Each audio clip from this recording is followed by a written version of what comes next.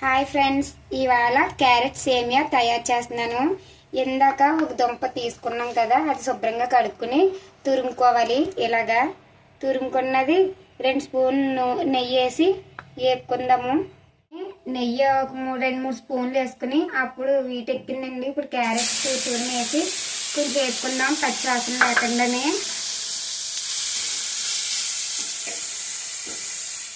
Carrot వేపుకున్నాం కదండి, అందులోనే కొంచెం నెయ్యి ఉంది కాబట్టి అందులో సేమియా వేసుకుని వేపుకుంటున్నాము.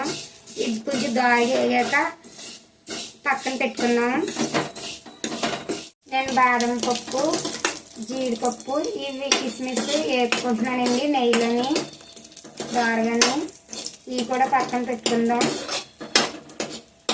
నేను 1 లీటర్ పాలు కాసి తీసుకున్నాను, అవి గిన్నెలో వేసుకున్నాను. అందులో సగ్గు బియ్యం కూడా వేసుకుంటున్నాను. నేను అంటే కడుగుతులేదు, చిన్న సగ్గు బియ్యం ఒక గరిటెడు వేసుకుంటున్నాను అంతే. ఇలా కలుపుకోండి. అవి ఉడికాక అప్పుడు సేమియా, క్యారెట్ ఇవన్నీ వేసుకోవాలి. సగ్గు బియ్యం వేసుకున్నాం కదండి, అవి బాగా ఉడికిపోయి కనబడదు పెద్ద చిన్న సగ్గు బియ్యం వల్లనే. ఇప్పుడు ఇందులో క్యారెట్ వేసుకుందాము. ఇందాక వేపి పెట్టుకున్నాం కదా నెయ్యిలో.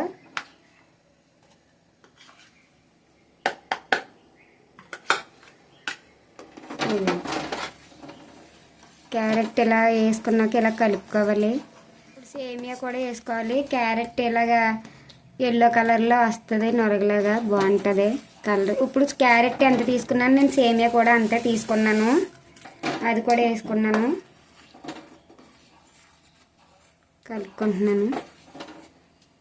ఇది కొద్దిగా సేమియా ఉడికాక అప్పుడు బెల్లం వేసుకుందామండి. బెల్లం క్యారెట్ సేమియా చేస్తున్నాను, పిల్లలకు కూడా మంచిదని మా అమ్మ సేమియా చేయమంది, అందుకందులో క్యారెట్ వేసి బెల్లం వేసి చేస్తున్నాను, బాగుంటుందని. సేమియా అంతా ఉడికిందండి, క్యారెట్ను బెల్లం వేస్తున్నాను. బెల్లం వేసి బాగా కలుపుకుంటూ ఉండాలి కరిగిదాకని.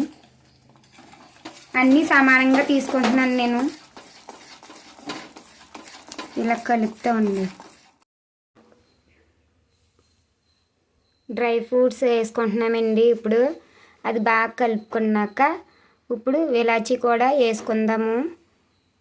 ఇలాచీ వేసుకున్నాక మళ్ళీ కలుపుకుని స్టవ్ ఆఫ్ చేసుకోవడమే. బెల్లం క్యారెట్ సేమియా రెడీ అయిపోయిందండి. ఇప్పుడు లైక్ చేయండి, కామెంట్ పెట్టండి, ఎలా ఉందో చూసి కామెంట్ పెట్టండి బాగా.